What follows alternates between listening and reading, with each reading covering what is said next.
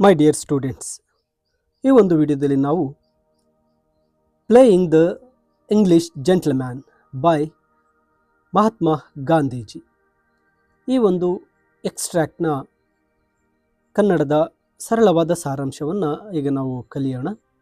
ಇಲ್ಲಿ MK ಗಾಂಧಿಯವರ means Mahatma Gandhi, Mohandas Karamchandra ಗಾಂಧಿಯವರ ಒಂದು ಆಟೋಬಯೋಗ್ರಫಿ ಆಗಿರ್ತಕ್ಕಂತಹ ಮೈ ಎಕ್ಸ್ಪರಿಮೆಂಟ್ಸ್ ವಿತ್ ಟ್ರೂತ್, ಈ ಒಂದು ಆಟೋಬಯೋಗ್ರಫಿಯಿಂದ ಒಂದು ಎಕ್ಸ್ಟ್ರಾಕ್ಟನ್ನು ತಗೊಳ್ಳಲಾಗಿದೆ. ಅದು the English gentleman, playing the English gentleman, ಈ ಒಂದು ಎಕ್ಸ್ಟ್ರಾಕ್ಟ್ನ ಕನ್ನಡದ ಸಾರಾಂಶವನ್ನು ಈಗ ಡಿಸ್ಕಸ್ ಮಾಡ್ತಾ ಹೋಗೋಣ. ಮೊದಲು ಕನ್ನಡದಲ್ಲಿ ಸಾರಾಂಶವನ್ನು ಕೇಳಿ, ಆನಂತರ ಇದರ ಒಂದು ಈಸಿ ಸಮರಿಯ PDF ವಿಡಿಯೋದ ಡಿಸ್ಕ್ರಿಪ್ಷನ್ನಲ್ಲಿರುತ್ತೆ, ನೀವು ಕೊನೆಯಲ್ಲಿ ಡೌನ್ಲೋಡ್ ಮಾಡಿಕೊಳ್ಳಿ.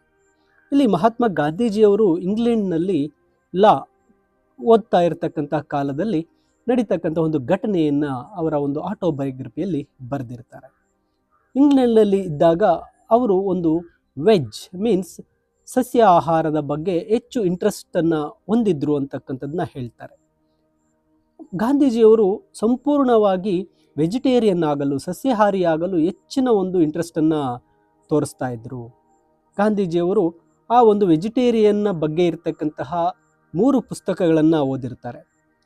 ಅವರು ಓದಿದಂತಹ ಮೊದಲನೆಯ ಪುಸ್ತಕ ಬಂದು the ethics of diet by Harvard William. ನಂತರ ಎರಡನೆಯ ಪುಸ್ತಕ ಅವರು ಆ ಒಂದು ವೆಜಿಟೇರಿಯನ್ ಬಗ್ಗೆ ಓದಿರ್ತಕ್ಕಂಥದ್ದು the perfect way of diet by doctor Anna Kingsford. ಇದು ಎರಡನೇ ಪುಸ್ತಕವನ್ನು ಅವರು ಓದ್ತಾರೆ. ಹಾಗೆ ಮೂರನೆಯ ಒಂದು ಪುಸ್ತಕ ಯಾವುದಪ್ಪ ಅಂದರೆ health and hygiene by doctor Allison.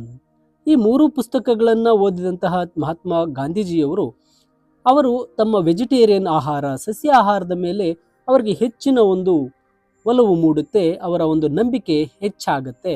ಅವರ ಪುಸ್ತಕಗಳು ಓದಿದ ನಂತರ ತಮ್ಮ ಒಂದು ಆಹಾರದಲ್ಲಿ, ಡಯಟ್ನಲ್ಲಿ ಪ್ರಯೋಗಗಳನ್ನು ಮಾಡೋದಕ್ಕೆ ಪ್ರಾರಂಭ ಮಾಡ್ತಾರೆ. ಹೆಚ್ಚು ಒಂದು ವೆಜಿಟೇರಿಯನ್ ಆಹಾರವನ್ನು ತಿನ್ನೋದಕ್ಕೆ, ಅದರಲ್ಲಿ ದಿನ ದಿನ ಬೇರೆ ಬೇರೆ ರೀತಿಯ ಡಯಟ್ಗಳನ್ನು ಮಾಡೋದಕ್ಕೆ ಪ್ರಾರಂಭ ಮಾಡ್ತಾರೆ.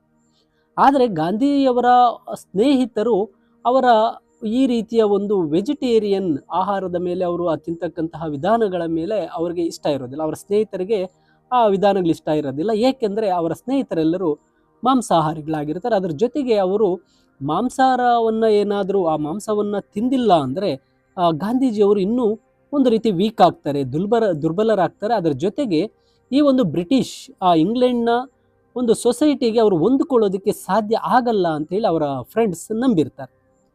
ಇಲ್ಲಿ ಆ ಬ್ರಿಟಿಷರು ಜನರು ಮಾಂಸಾಹಾರವನ್ನು ತಿನ್ನಲು ತುಂಬ ಇಷ್ಟಪಡ್ತಾ ಇರ್ತಾರೆ. ಗಾಂಧೀಜಿಯವರು ಸಸ್ಯಾಹಾರಿಯಾಗಿ ಈ ಒಂದು ಬ್ರಿಟಿಷ್ ಸಮಾಜಕ್ಕೆ ಹೊಂದಿಕೊಳ್ಳಲು ಸಾಧ್ಯವಾಗಲಿಲ್ಲ. ಗಾಂಧೀಜಿಯವರ ಸ್ನೇಹಿತರು ಅವರಿಗೆ ಮಾಂಸಾಹಾರವನ್ನು ತಿನ್ನಿಸೋದಕ್ಕೆ ಒಂದು ಪ್ಲ್ಯಾನ್ ಮಾಡ್ತಾರೆ. ಅವರ ಸ್ನೇಹಿತರು ಏನು ಮಾಡ್ತಾರೆ, ಗಾಂಧೀಜಿಯವರನ್ನು ಅವರೊಂದಿಗೆ ಒಂದು ಥಿಯೇಟರ್ಗೆ ಹೋಗೋದಕ್ಕೆ ಹೇಳ್ತಾರೆ.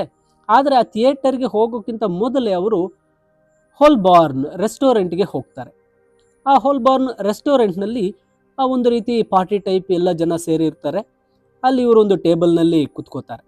ಕುತ್ಕೊಂಡಾಗ ಅವರ ಫ್ರೆಂಡ್ಸ್ ಏನು ಮಾಡ್ತಾರೆ, ಮೊದಲಿಗೆ ಅವರು ಸೂಪ್ ಕುಡಿಬೇಕಾಗಿರುತ್ತೆ, ಒಂದು ಸೂಪನ್ನು ಆರ್ಡರ್ ಮಾಡ್ತಾರೆ. ಆ ಸೂಪ್ ಟೇಬಲ್ಗೆ ಬಂದಾಗ ಗಾಂಧೀಜಿಯವರಿಗೆ ಒಂದು ಇರಿಸು ಮುರುಸು ಆಗುತ್ತೆ. ಈ ಸೂಪ್ ವೆಜಿಟೇರಿಯನ್ನ ನಾನ್ ವೆಜಿಟೇರಿಯನ್ನ ಅಂಥೇಳಿ ಅವರು ಯೋಚನೆ ಮಾಡೋಕ್ಕೆ ಪ್ರಾರಂಭ ಮಾಡ್ತಾರೆ. ಆದರೆ ಗಾಂಧೀಜಿಯವರು ಆ ಸೂಪ್ನ ಬಗ್ಗೆ ಅವರ ಸ್ನೇಹಿತರನ್ನು ಕೇಳೋದಿಲ್ಲ. ಅದಕ್ಕೆ ಬದಲಾಗಿ ಅವ್ರು ಏನು ಮಾಡ್ತಾರೆ, ಆ ರೆಸ್ಟೋರೆಂಟ್ನ ಒಬ್ಬ ವೆಯ್ಟರ್ ಅನ್ನು ಕರೆದು ಆ ವೆಯ್ಟರ್ನಲ್ಲಿ ಇದರ ಬಗ್ಗೆ ವಿಚಾರಿಸ್ತಾರೆ. ಆ ವಿಚಾರಿಸ್ತಾ ಇದ್ದಂಥ ಸಮಯದಲ್ಲಿ ಅವರ ಗಾಂಧೀಜಿಯವರ ಸ್ನೇಹಿತರು ಅಲ್ಲಿ ಮಧ್ಯಪ್ರವೇಶ ಮಾಡ್ತಾರೆ. ಆಗ ಗಾಂಧೀಜಿಯವರು ತಮ್ಮ ಸ್ನೇಹಿತನನ್ನು ಸೂಪ್ ಬಗ್ಗೆ ಇದು ವೆಜಿಟೇರಿಯನ್ನ, ನಾನ್ ವೆಜಿಟೇರಿಯನ್ನ, ಸಸ್ಯಾಹಾರವೇ ಅಥವಾ ಮಾಂಸಾಹಾರವೇ ಅಂತ ಕೇಳ್ತಾರೆ. ಇದಕ್ಕೆ ಗಾಂಧೀಜಿಯವರ ಸ್ನೇಹಿತರು ತುಂಬ ಕೋಪಗೊಳ್ತಾರೆ. ಅವರನ್ನು ಇನ್ನೊಂದು ಟೇಬಲ್ನಲ್ಲಿ ಹೋಗಿ ಕುಳಿತುಕೊಳ್ಳಿ ಅಂತೇಳಿ ಗಾಂಧೀಜಿಯವರಿಗೆ ಹೇಳ್ತಾರೆ. ಗಾಂಧೀಜಿಯವರು ಅದಕ್ಕೆ ಯಾವುದೇ ರೀತಿ ಬೇಸರ ಮಾಡ್ಕೊಳ್ಳೋದಿಲ್ಲ. ಅವರು ರೆಸ್ಟೋರೆಂಟ್ನಿಂದ ಹೊರಗಡೆನೆ ಬಂದುಬಿಡ್ತಾರೆ. ಅದು ಡಿನ್ನರ್ ಟೈಮ್ ಆಗಿರುತ್ತೆ. ಗಾಂಧೀಜಿಯವರಿಗೆ ತುಂಬ ಹಸಿವಾಗಿತ್ತು. ಅಲ್ಲಿ ಒಂದು ವೆಜಿಟೇರಿಯನ್ ರೆಸ್ಟೋರೆಂಟ್ ಇರುತ್ತೆ. ಅಲ್ಲಿ ಹೋಗಿ ಏನಾದರೂ ತಿನ್ನೋಣ ಅಂತ ಹೋದಾಗ ಆ ವೆಜಿಟೇರಿಯನ್ ರೆಸ್ಟೋರೆಂಟ್ ಆಗ ಮುಚ್ಚಿರುತ್ತೆ. ಆದ್ದರಿಂದ ಗಾಂಧೀಜಿಯವರು ಆ ದಿನ ಏನು ತಿನ್ನೋದಕ್ಕೆ ಆಗೋದಿಲ್ಲ. ನಂತರ ಸ್ವಲ್ಪ ಸಮಯದ ನಂತರ ಏನು ಮಾಡ್ತಾರೆ, ಆ ಸ್ನೇಹಿತರು ಬಂದಾಗ ಗಾಂಧೀಜಿಯವರು ಆ ಸ್ನೇಹಿತರೊಂದಿಗೆ ಥಿಯೇಟರ್ಗೆ ಹೋಗ್ತಾರೆ. ಈ ಒಂದು ಘಟನೆಯ ನಂತರ ಗಾಂಧೀಜಿಯವರು ಒಬ್ಬ ಇಂಗ್ಲಿಷ್ ಮ್ಯಾನ್ ರೀತಿ ಸಭ್ಯನಾಗಿರೋದಕ್ಕೆ, ಆ ರೀತಿ ವರ್ತಿಸೋದಕ್ಕೆ ಪ್ರಯತ್ನ ಮಾಡೋದಕ್ಕೆ ನಿರ್ಧಾರ ಮಾಡ್ತಾರೆ. ಅವರೊಬ್ಬ ಇಂಗ್ಲಿಷ್ ವ್ಯಕ್ತಿಯಾಗಿ ಮಾಂಸಾಹಾರವನ್ನು ತಿನ್ನೋದು ಅಗತ್ಯ ಇಲ್ಲ, ಅದರ ಬದಲಿಗೆ ನಾನು ಒಬ್ಬ ಬ್ರಿಟಿಷ್ ಅಥವಾ ಇಂಗ್ಲೆಂಡ್ನ ವ್ಯಕ್ತಿಗಳ ಹಾಗೆ ನಾನು ಸಹ ವರ್ತಿಸಬೇಕು, ಅದರ ಬಗ್ಗೆ ನಾನು ಇನ್ನೂ ಹಲವಾರು ವಿಷಯಗಳಲ್ಲಿ ಕಲಿತು ಆ ರೀತಿ ಮಾಡಿದರೆ ಸಾಕಾಗುತ್ತೆ, ಅದಕ್ಕಾಗಿ ನಾನು ಮಾಂಸಾಹಾರವನ್ನು ತಿನ್ನಬೇಕಾಗಿಲ್ಲ ಅಂತ ಹೇಳಿ ಗಾಂಧೀಜಿಯವರು ಯೋಚನೆ ಮಾಡ್ತಾರೆ.